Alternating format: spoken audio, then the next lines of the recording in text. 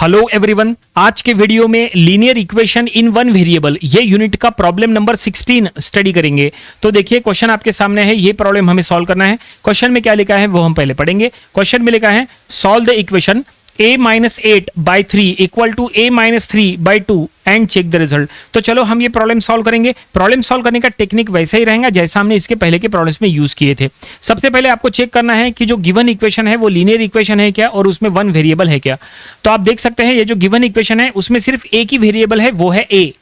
इसके पहले हमने जितने प्रॉब्लम सॉल्व किए थे मैक्सिमम सभी प्रॉब्लम में वेरिएबल का नाम x था।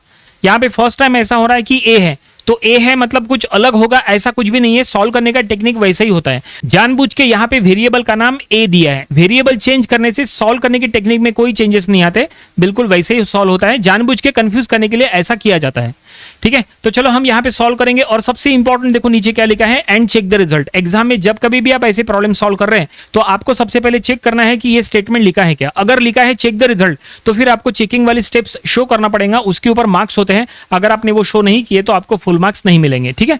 तो चलो अब हम यहां सॉल्व करेंगे और ए का वैल्यू फाइंड आउट करेंगे। हमें ए फाइंड आउट करना है, ठीक है। तो सबसे पहले हम गिवन इक्वेशन यहां पे लिख लेंगे। गिवन क्या दिया है, देखो ये है लीनियर इक्वेशन। ये लीनियर इक्वेशन है, जैसा हमने कहा था हमने इसको चेक किए कि ये लीनियर इक्वेशन है क्योंकि इसमें पावर देखो ए का पावर यहां पे 1 है।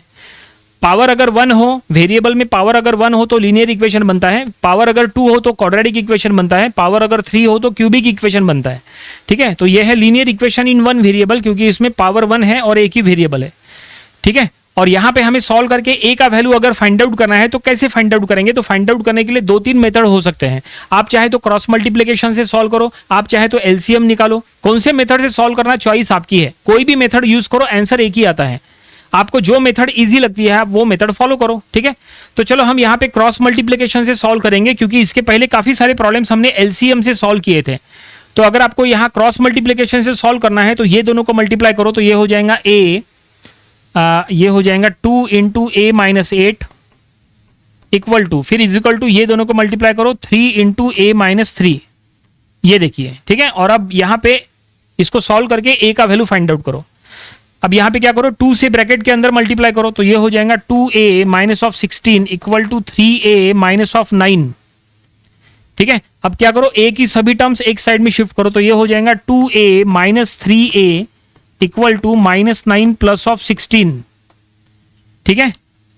हमने a की टर्म्स एक साइड में रखे और कांस्टेंट टर्म राइट साइड में रखे। अब 2a-3a हो जाएगा माइनस ऑफ a और ये हो जाएगा 7।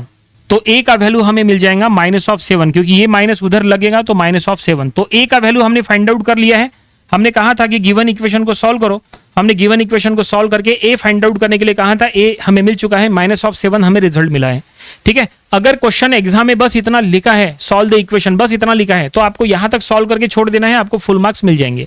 लेकिन फिलहाल ये कंप्लीट नहीं हुआ क्योंकि क्वेश्चन में लिखा है चेक द रिजल्ट। अगर एग्जाम में लिखा है चेक द रिजल्ट तो इसके आगे और सॉल्व करना है, आपको आगे चेकिंग वाली स्टेप्स शो करना है। तो चलो अब हम चेक करेंगे कि हमने जो सॉल्व किए हैं, ए का वैल्यू फाइंड आउट किए हैं, वो करेक्ट है कि नहीं। कैसे चेक करना, कुछ नहीं, ये ए का वैल्यू गिवन इक्वेशन में पुट करो और पुट करके देखो एलएचएस आरएचएस सेम है क्या।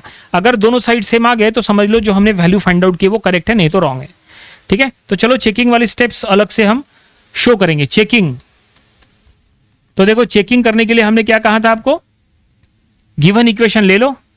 ये हम गिवन इक्वेशन को यहाँ पे ले लिए हैं और a का वैल्यू जो आपने फाइंड आउट किए हैं -7 वो यहाँ पुट कर दो। जहां जहां पे a है वहां -7 पुट करो तो यहाँ हो जाएगा -7 -8 इज इक्वल टू -7 -3/2, ठीक है।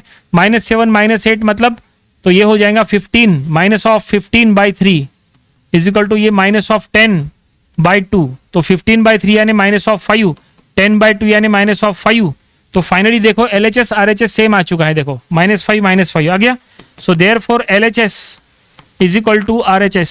हमने कहा था ना अगर LHS RHS सेम आ गया तो हमें बस स्टेटमेंट में लिखना है। देखो हम यहाँ पे लिख लेंगे, ठीक है। Since LHS is equal to RHS therefore x is equal to therefore a is equal to -7 is the solution of given equation, is the solution of given equation. तो ये हमने यहां स्टेटमेंट में लिख दिया है कि since LHS is equal to RHS therefore A is equal to -7 जो हमने फाइंड आउट किए is the solution of given equation, और फाइनली प्रॉब्लम यहीं पे कंप्लीट हो गया। आई होप आपको ये पूरा प्रॉब्लम समझ में आया होगा कैसे हमने सॉल्व किए। तो सबसे पहले आपको गिवन इक्वेशन को चेक करना है लीनियर इक्वेशन है क्या, अगर है तो उसको सॉल्व करते हुए आपको पर्टिकुलर वेरिएबल का वैल्यू फाइंड आउट करना है। चेकिंग अगर करना है तो आपको जो आपने वैल्यू फाइंड आउट किए वो गिवन इक्वेशन में पुट करना है और देखना है LHS RHS सेम आता है क्या, आ गया तो आपको नीचे स्टेटमेंट में लिखना है कि जो आपने वैल्यू फाइंड आउट किए वो करेक्ट है। ठीक है, तो ऐसे प्रॉब्लम्स की आपको प्रैक्टिस करना चाहिए। छोटे छोटे प्रॉब्लम्स प्रैक्टिस करते हुए आगे चलेंगे तो आपको डिफिकल्ट से डिफिकल्ट प्रॉब्लम सॉल्व करना आ जाएगा। तो ये था linear equation in one variable, ये यूनिट का प्रॉब्लम नंबर 16।